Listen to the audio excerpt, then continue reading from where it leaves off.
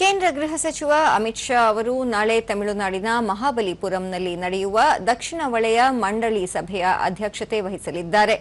ಕರ್ನಾಟಕ, ತಮಿಳುನಾಡು, ಆಂಧ್ರಪ್ರದೇಶ, ಕೇರಳಂ ಹಾಗೂ ತೆಲಂಗಾಣ ರಾಜ್ಯದ ಮುಖ್ಯಮಂತ್ರಿಗಳು ಹಾಗೂ ಹಿರಿಯ ಸಚಿವರು ಸಭೆಯಲ್ಲಿ ಭಾಗವಹಿಸಲಿದ್ದಾರೆ. ಪುದುಚೇರಿ, ಅಂಡಮಾನ್ ಮತ್ತು ನಿಕೋಬಾರ್ ದ್ವೀಪಗಳು ಹಾಗೂ ಲಕ್ಷದ್ವೀಪದ ಅಧಿಕಾರಿಗಳು ಸಭೆಯಲ್ಲಿ ಪಾಲ್ಗೊಳ್ಳಲಿದ್ದಾರೆ. ರಾಜ್ಯಗಳ ಪ್ರಮುಖ ಸಮಸ್ಯೆಗಳು ಮತ್ತು ಬೇಡಿಕೆಗಳ ಬಗ್ಗೆ ಸಭೆಯಲ್ಲಿ ಚರ್ಚೆ ನಡೆಯಲಿದೆ. ರಾಜ್ಯಗಳು ನೀಡುವ ವಿಷಯಗಳನ್ನು ಮೊದಲು ಮುಖ್ಯ ಕಾರ್ಯದರ್ಶಿಗಳ ಸಮಿತಿಯಲ್ಲಿ ಚರ್ಚಿಸಲಾಗುವುದು. ನಂತರ ಅಗತ್ಯವಿರುವ ವಿಷಯಗಳನ್ನು ವಲಯ ಮಂಡಳಿ ಸಭೆಯಲ್ಲಿ ಚರ್ಚಿಸಲಾಗುವುದು.